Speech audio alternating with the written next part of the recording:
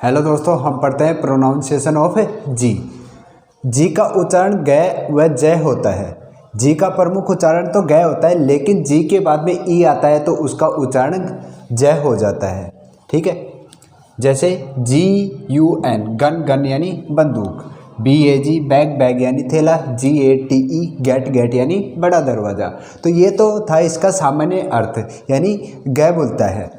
ठीक है, सामान्य अर्थ इसका ग होता है, लेकिन अगर जी के बाद में ई आता है तो उसका जय हो जाता है। जैसे PAGE पेज पेज यानी पृष्ठ। अब इस जी के बाद में ई आ रहा है तो इस जी का उच्चारण क्या हुआ है, यहाँ पे जय हुआ है, पेज पेज यानी पृष्ठ। ऐसे ही GENERAL जनरल जनरल यानी साधारण, PIGEON पीजन पीजन यानी कबूतर। अब इसको पीगन नहीं पढ़ेंगे, हम इसको क्या पढ़ेंगे, पीजन पढ़ेंगे, पीजन यानी कबूतर। ऐसे ही अब इसका एक्सेप्शन भी होता है। एक्सेप्शन का मतलब होता है अपवाद, मतलब जो रूल के हिसाब से नहीं चले उसको अपवाद कहते हैं। तो यहाँ पर भी है कि ये कमीना आदमी एक अपवाद है।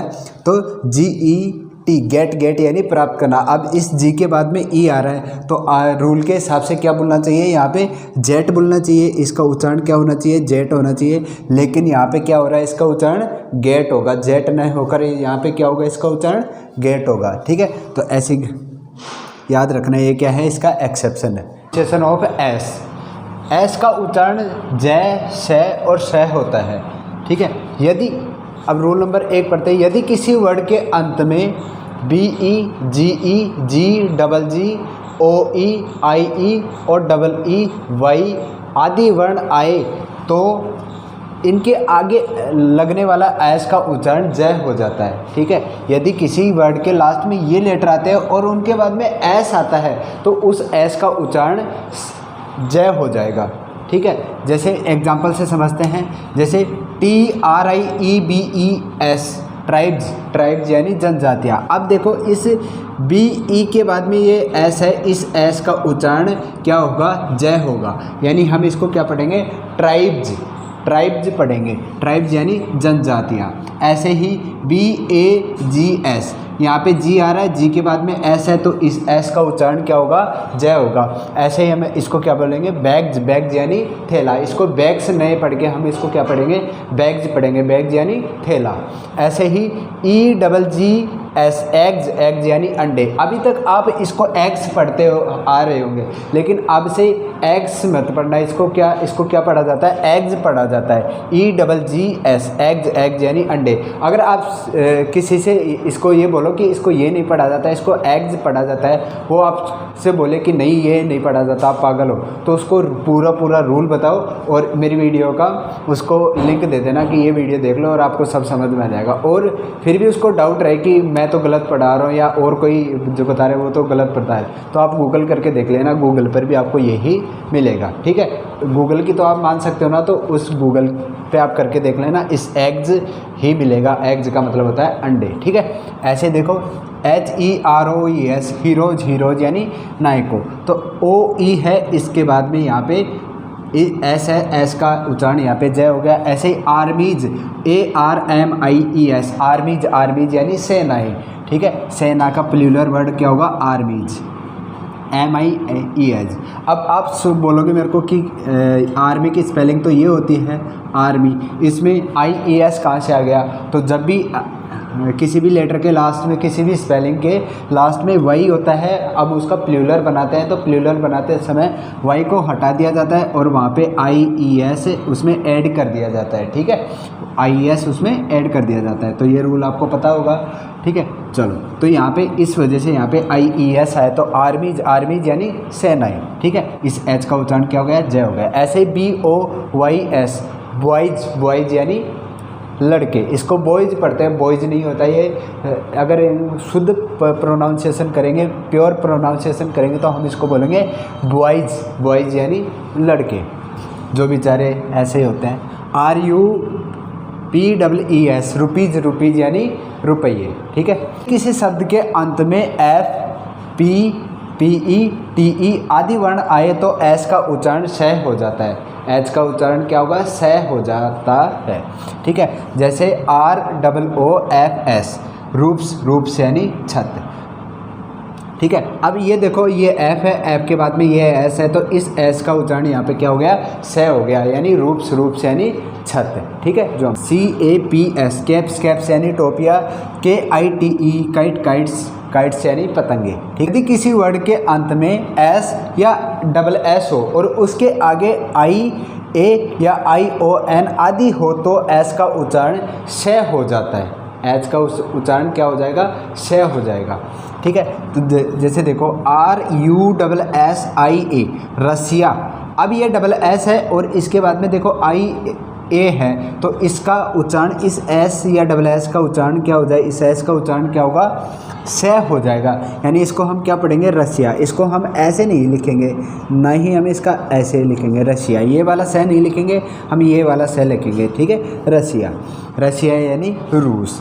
PASSION पैसन, पैसन यानी भावना। अब इस डबल एस के बाद में ION है, पैसन, पैसन यानी भावना, किसी की भी भावना। अब किसी का नाम नहीं है यहाँ पे भावना कि तुम किसी का नाम समझ रहे हो। ठीक है, ADMISSION एडमिशन, एडमिशन यानी प्रवेश लेना। पढ़ते हैं प्रोनाउंसिएशन ऑफ टी। टी का प्रमुख उच्चारण तो टी होता है, लेकिन इसका कभी कभी से, च, थ और द भी होता है कभी कभी। ठीक है, जैसे EATT यानी चाय, DIRTY डर्टी, डर्टी यानी गंदा। ठीक है, सेकंड रूल, यदि किसी वर्ड में टी के बाद IA, IE और IO आदि वर्ण दे रखे हो तो टी का उच्चारण से हो जाता है। ठीक है, याद रखना क्या क्या, यदि किसी वर्ड में टी हो, यदि किसी वर्ड में टी के बाद में IA, IE और IO वर्ण दे रखे हो तो टी का उच्चारण से हो जाएगा। जैसे INITIALS इनिशियल्स, इनिशियल्स का मतलब होता है हस्ताक्षर, जो भी हम हस्ताक्षर करते हैं वो। ठीक है, अब ये देखो टी है और इसके बाद में IA दे रखा है, इसलिए इसका मीनिंग क्या हो गया, इनिशियल्स, इनिशियल्स हस्ताक्षर। PARTIAL पार्सल, पार्सल यानी पक्षपाती, जो एक दूसरे के साथ पक्षपात करता हो, यानी व्यवहार करे और दूसरे के साथ ठीक से व्यवहार नहीं करे, तो वो होता है पार्शियल। पार्सल का मतलब होता है पक्षपाती। ठीक है, आगे देखो पेशेंट, पेशेंट का मतलब होता है रोगी। अब इसको पेटेंट नहीं पढ़ेंगे, पेटेंट नहीं पढ़ेंगे, इसको हम क्या पढ़ेंगे, पेशेंट। क्यों, क्योंकि हमें पता है कि टी के बाद में अगर ई आता है तो उसका टी का उच्चारण क्या हो जाता है, से हो जाता है, इसीलिए हम इसको क्या पढ़ेंगे, पेशेंट पढ़ेंगे। ठीक है, अब इसको पार्टियल नहीं पढ़ते, हम इसको क्या पढ़ते हैं, पार्सल पढ़ते हैं। क्यों, क्योंकि हमें पता है टी के बाद में IA आ जाता है तो टी का उच्चारण क्या होगा, से होगा। ऐसे ही RATIO रेडियो, इसको रेडियो न पढ़ के इसको रेशियो पढ़ा जाता है, रेशियो यानी अनुपात। ठीक है, क्योंकि हमें पता है टी के बाद में IO आ जाता है तो टी का उच्चारण क्या होता है, से होता है, यानी रेशियो, रेशियो यानी अनुपात है। आपको भी इस रेशियो में दिक्कत होती होगी, ये बहुत लोगों को जब पहली बार इसको पढ़ते हैं, जब हमें नहीं पता होता है इसको क्या बोलते हैं, तो हमें दिक्कत होती है रेशियो। अब लोग हमें बताते हैं कि यार इसको रेशियो पढ़ा करो, रेशियो पढ़ा करो, हम पढ़ लेते हैं, लेकिन कोई हमें ये नहीं बताता कि यार मैं इसको रेशियो क्यों पढ़ूँ।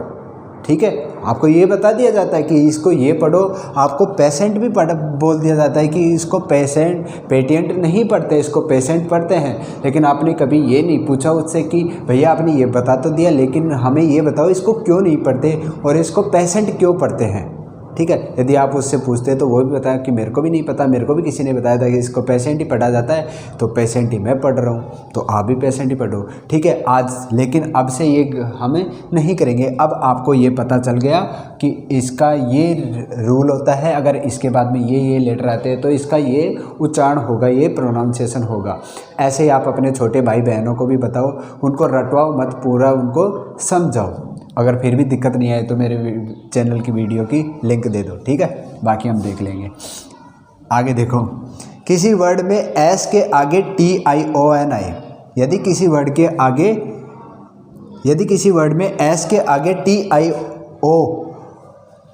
आए या टी के आगे URE आए तो टी का उच्चारण च हो जाता है। ठीक है, जैसे QUESTION,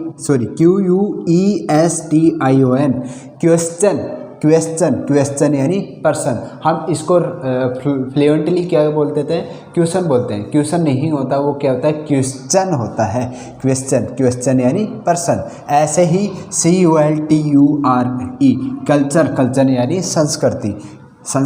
संस्कृति का मतलब होता है हमारी जो भी संस्कृति है, हम कैसे इस समाज में रहते हैं, वो हमारी संस्कृति। हम क्या खाएंगे, क्या पिएंगे, कैसा हमारा खान पान है, कैसा हमारा रहन सहन पहनावा है, ये हमारी संस्कृति है।